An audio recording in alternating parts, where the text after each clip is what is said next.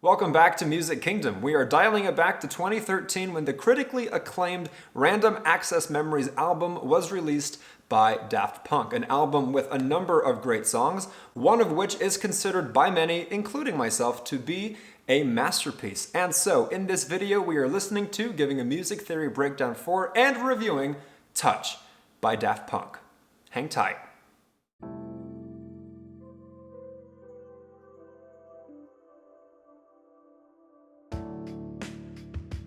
Hey music lovers, my name is Francis. If you'd like to support the work I put into these videos, click the like button and subscribe to the channel. If you'd like to support the channel even further, you'll find Music Kingdom's Patreon and other affiliate links in the description below. Alright, now before we give the song a listen, first let's briefly talk Touch by Daft Punk from the album Random Access Memories, and in honor of the album I am wearing black, I am wearing gold, and I even chose my black and gold koozie. I can't be the only one who finds this album's cover absolutely aesthetically pleasing. And if by chance you were one of those Daft Punk fans who claims Random Access Memories is honestly overrated, on this channel we disagree. Now let's get down to business. The song Touch is indeed, yes, on the album Random Access Memories released by Daft Punk in 2013. At the time of its release, it was Daft Punk's fourth studio album, and now as we know it 10 years later, their last. And in my opinion, what makes it legendary is that they left on a high note, with Random Access Memories winning not one,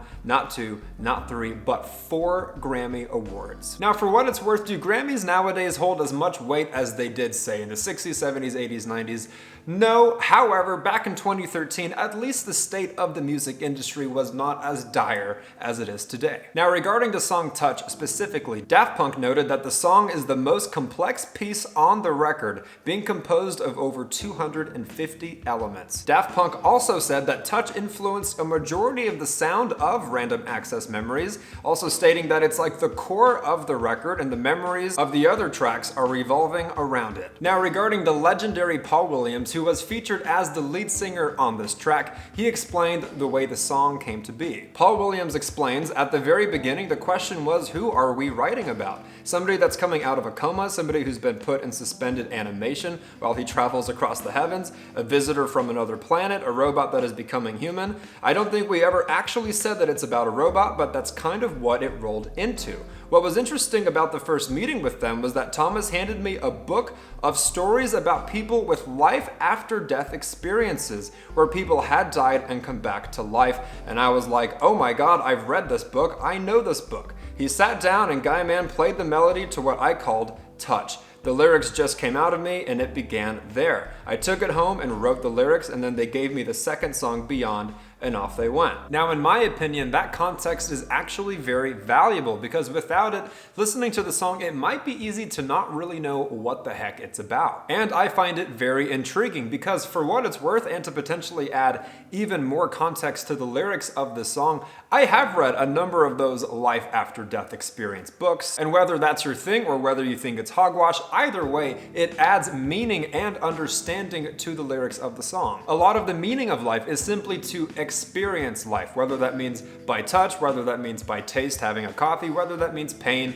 whether that means having sex, whether that means listening to music, so on and so forth, with an underlying theme of love, not in a romantic sense, but in an energetic sense, being the highest possible frequency of anything that we can experience. So in the song, when he's singing about touch, when he's singing about this life being something of a dream, when he's singing about love being the answer you're home, it all starts to make much more sense in the context of someone who has existed outside of this third dimensional existence. Weird, I know, bullshit maybe, but either way, it enhances the experience of listening to this masterpiece of a song. So now, at long last, with that all out of the way, it's time we give the song a listen, and just a heads up, I will be pausing periodically to avoid any potential copyright strikes. And of course, as always, be sure to stick around after the song for a music theory breakdown from our expert, and then we're going to divide the song into specific categories, grading them each and arriving at an overall score.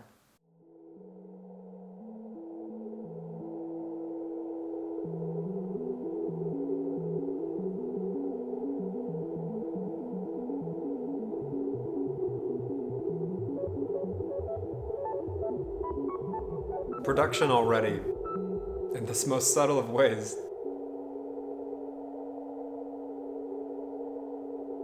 「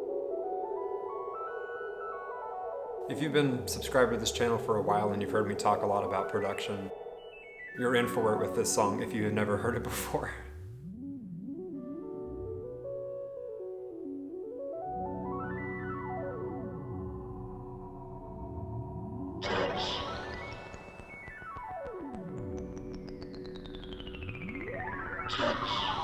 I used to think it was kind of just a random aimless production, but upon learning more, it makes so much sense.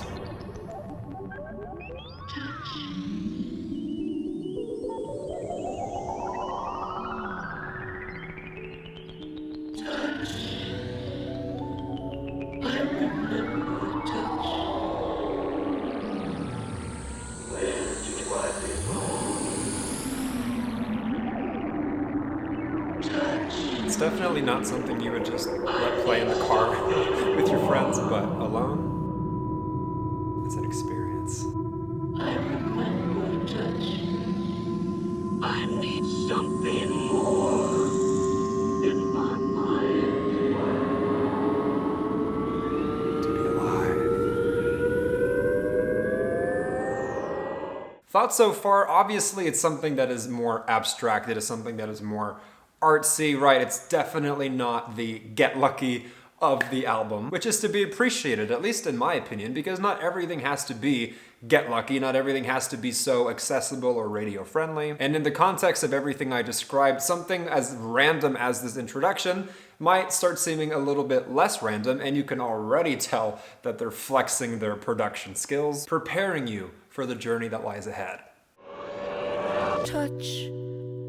I remember touch. So pretty. Pictures came with touch. A painter in my mind. Tell me what you see. A tourist in a dream. A visitor, it seems. A half-forgotten song. Where do I belong? Even from the start, it is so well written. Tell me what you see. I need something more. Kiss, suddenly There it is. alive. Happiness arrives. This is when you're like, oh, this is a Daft Punk song. How do I begin? A room within a room. A door behind a door. Touch, where do you lead? I need something more. And when I was younger, I didn't love his voice so Tell much, me what you see. I need something more. but it has grown on me over the years. Production. The attention to detail.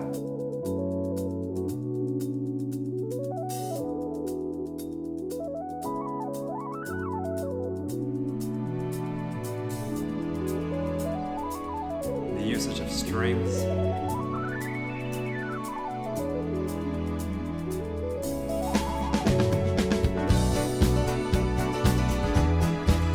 So nice.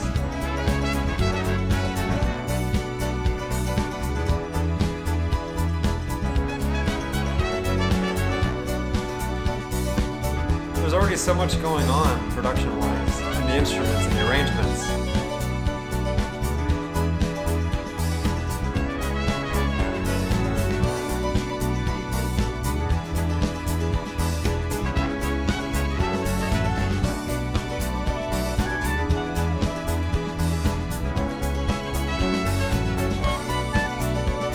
Creativity through the roof, and quite the evolution for Daft Punk.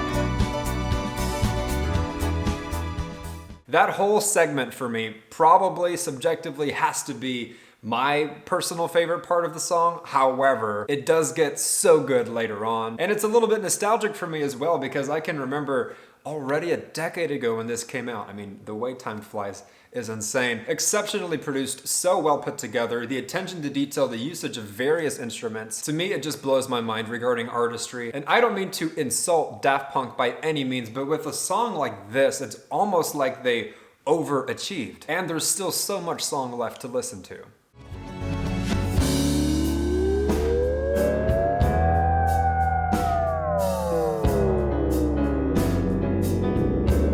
Amazing.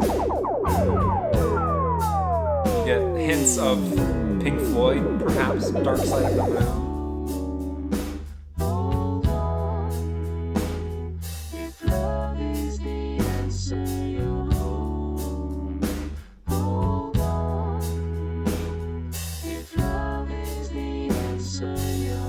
And it's such a beautiful message.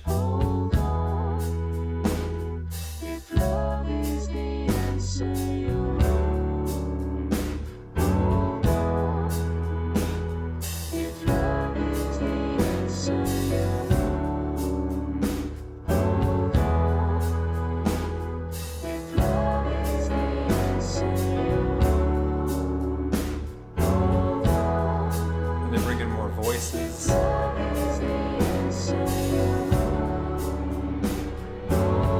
the drum style's very 70s too.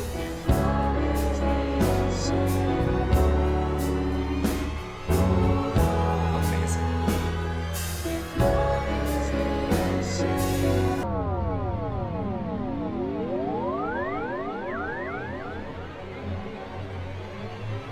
And sometimes you're like, what the hell is going on in this song?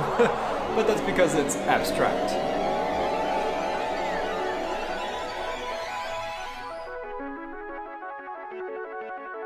It's so up my alley, it's disgusting.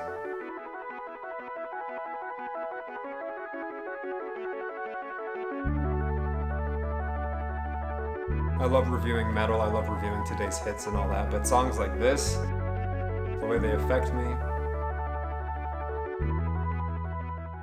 Now, as mentioned when talking about the background of the song, the context of the lyrics, so on and so forth, I don't know if it's just me. I mean, the way the song hit before knowing that for me was already so deep and intense, but especially now. It's such a simple message and yet so wise. But not just lyrically speaking, they do such a phenomenal job, in my opinion, of making the music match the mood and wisdom of the lyrics simultaneously, taking you on this exquisite yet simple yet profound journey of the mind, journey of the soul. I know Get Lucky is a hell of a song, but with songs like Touch, I can understand why this album won 4 Grammys.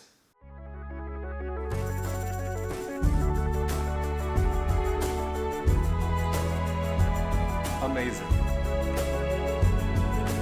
So creative. And imaginative.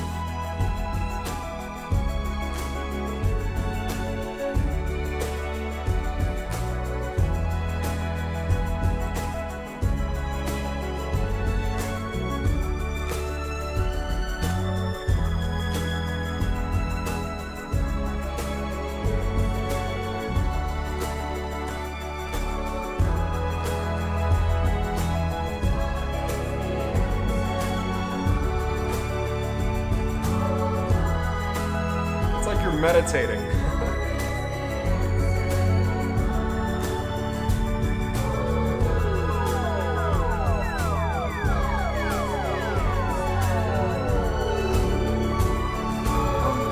Strings, everything.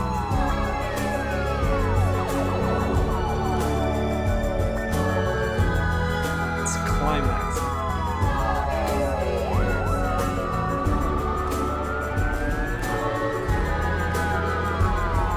There's so much going on. The skill that takes.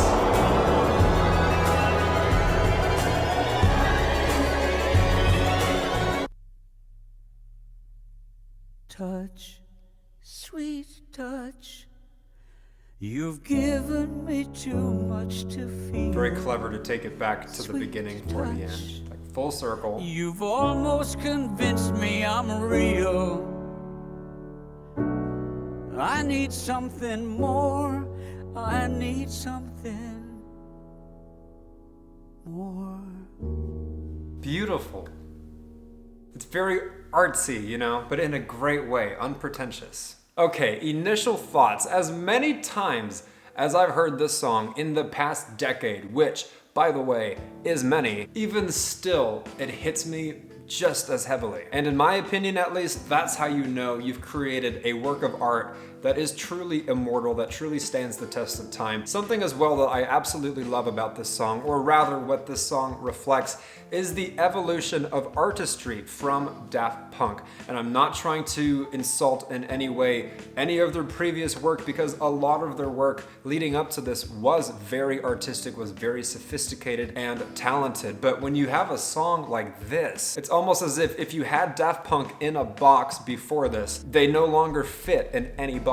This song, in my opinion, yes, you could technically stamp a label or a genre on it, but when you really listen to it, I mean, what genre even is this? Easily one of the best songs they ever made, in my opinion. I would even argue that it is potentially the best song they ever made. However, that is very debatable too, but it just literally has everything that you want, which makes me very excited to break it into specific categories, grading them each, and arriving at an overall score. But first, let's go to the expert's corner for a music theory breakdown and to see how he grades the first category, which is composition. Welcome to the expert's corner. This is Touch by Daft Punk, and I am here to give it a composition score. This one is in the time signature of 4/4, and it's in the key of A major. This song is, in my opinion, one of the most slept on Daft Punk songs. I think it's underrated, and I think it is one of their best. Over the course of this song, there are 3 main chord progressions, and I'll show you what those are right now. In the verses, you have a pretty simple one. It starts with B minor, D major, F sharp minor, E major. Repeat. Something you may not have known about this chord progression or noticed is that it's probably an intentional callback to Get Lucky. It is the exact same chord progression of the chorus. We've come so far to give up who we are. Touch, I remember touch. I thought that was pretty cool. Moving on, once the beat drops, it also starts on B minor, but we're adding a 7, so it's B minor 7, E7, C sharp minor, F sharp minor, and then restart. And then the third chord progression is very similar to that one, almost exactly the same, except the first chord, instead of a B minor 7, it's just D major, then E instead of E7. But then the last 2 chords are the same. C sharp minor, F sharp minor 7. Hold on, if love is the answer, you're wrong. So when I'm critiquing a song's composition, I am looking at complexity, and while this song is pretty simple and would normally get a lower score, this one's still going to get a pretty high score for a few different reasons. One, even though these chord progressions are pretty simple in the grand scheme of things, they are unique. You don't hear these chord progressions in most pop music today. 2, melodies. This song is melodically absolutely beautiful. Even though the verses have the same chord progressions as Get Lucky, melodically this one is even better in my opinion, and that's what sets it apart. 3, arrangements. This song has incredible string arrangements, keys arrangements, piano, horns. So for me, it's not so much about the chord progressions themselves, but what these instruments are doing within those chord progressions. I think this song is an absolute masterpiece, and despite it not having the most complex or impressive composition, I'm still going to rate its composition an 8.5 out of 10. Back to you, Francis. A very special thank you to our expert for providing a music theory breakdown and grading the composition of the song a very strong 8 out of 10. And now it's time to grade 4 more categories, arriving at an overall score. Now regarding production specifically, and I should have told you guys to take a drink every time I say the word production in this video, with production specifically, I'm inclined to give it the most rare score of all on this channel. I believe I've only given out 1 or 2 in any video we've ever made. I'm giving this song's production a 10 out of 10. If you've been a long-time subscriber, you know I do not give out even 9s that easily, but in my opinion, when talking about a song that has the most perfect production in existence, it's gonna be a song like this. Or if you've ever watched any of our other videos and I give production on some song a 6 out of 10 and you're asking yourself, if that's a 6, what's a 10? This is a 10, in my opinion, of course. And where to even begin? It's almost too much to say, but you've got the usage of horns, you've got the usage of harmonies, you've got the usage of piano, you've got the usage of strings, and then you've got the technology aspect of the production not sounding muddy, not sounding overproduced, not sounding experimental, just hoping that something sticks. It is intentional, it is meticulous, it is deliberate. It is such a well-crafted song in pretty much any possible conceivable sense of production, which, if you are a longtime Daft Punk fan, should be no surprise because this is their forte, and in my opinion, this is the best they've probably ever done in that respect. Now, moving on to the category of vocals in this song, coming a bit back down to earth, I'm inclined to give the vocals in this song a healthy 7.5 out of 10. And to be honest, this is a little bit conflicting because in the context of this song, Paul Williams' vocals are perfect for the song. He executed them exactly how he was supposed to. So I suppose in the context of this song specifically, you could give the vocal delivery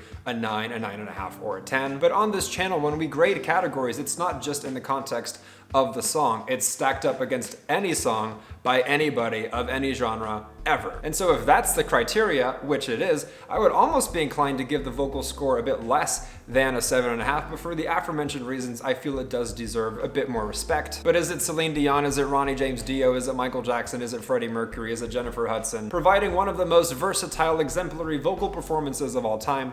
No. Up next, we have the category of lyrics, which I'm inclined to give a very rare 9 out of 10. Now, I realize I literally gave production a perfect 10 out of 10, so the 9 might not seem as high, but I swear to you guys, I do not hand out 9s very easily at all. And regarding the lyrics to the song, I don't want to be too repetitive or redundant because I have talked about them at length throughout this entire video. So I suppose what I will say regarding the lyrics is that they executed it beautifully in a simple way. So, some songs, there is insane wordplay. Imagine a J. Cole song or an Eminem song or something like that by a very great rapper. That is going to warrant a 9 in its own right in terms of its complexity and rhymes, wizardry, thesaurus level execution. The lyrics to Touch, in my opinion, are not that. They are more simple, they are more poetic, they are more open to interpretation. And with the aforementioned context and history of the lyrics, it really does give them an enhanced meaning, in my opinion, as well. Simple but effective. And while they aren't god tier, at least when compared to other styles of lyricism, they are still insanely respectable and tastefully done, well deserving of a 9 out of 10. All right, arriving at our final category of originality, I'm inclined to give this song's originality yet another very rare 9.5 out of 10. I swear, sometimes I think we should just review bad music like today's mumble rap or something so I can just give them 2s and 3s across the board. But no, we are reviewing one of the best songs in recent history. And of course, in my opinion, a song that is a near perfect example of the very definition of originality in music. There is nothing else that sounds like this song. Synonymous words with original would be fresh, innovative, inspired, expressive, creative, artistic. This song is all of those things nearly to a T. Now, why am I taking off half a point instead of just giving it the 10? Because, as our expert mentioned, compositionally speaking, a perfect 10 would probably have to have some kind of complexity regarding the structural composition of a song, but even still, a 9.5 out of 10 is insanely rare and, in my opinion, accurate. This song is so literally imaginative and original that, in my opinion, if you fast forward 10 more years, if you fast forward 50 more years, it will age so well. Is it possible we'll hear it and know, oh, that's from the early 2010s? Yes, but not in a way where it's dated in a bad sense. Some of the greatest songs in the history of music, when you listen to them, you can tell, oh, that's from the 60s, oh, that's from the 80s, but they age beautifully because they are original works of art. So now if we add all 5 categories up, including the expert's composition score, and average them out, Touch by Daft Punk from their 4th studio album, Random Access Memories, released in 2013, gets a very strong 8.8 out of 10. Now, typically at this part of the video, after arriving at an overall song score for the song we're reviewing, I give my final thoughts. But honestly, I think I've said all that there is to say about the song. Regarding the score, an 8.8 is insanely respectable, especially as an overall score, weighing everything combined. Now, selfishly, subjectively, I do wish it was a bit higher because of what the song means to me because of the emotion that the song provides to me. But the way I look at it is an 8.8 rounds up to a 9, and I'll take that. As usual, let me know in the comments down below whether or not you agree with me. Am I batshit crazy? Am I right on the money? Am I somewhere in between? And to you Daft Punk fans out there, in my opinion, this is easily one of the best songs they ever made, so I'll encourage you to drop some of your other favorites in the comments below as well, in addition to any other songs by any artist you would like for this channel to review next. As usual, if you'd like to support myself and the work I put into these videos, click the like button and subscribe to the channel. And of course, if you'd like to support the channel even further, you'll find Music Kingdom's Patreon and other affiliate links in the description below. This has been another edition of Music Kingdom. Thank you so much for listening with me, and I look forward to jamming with you in the next one.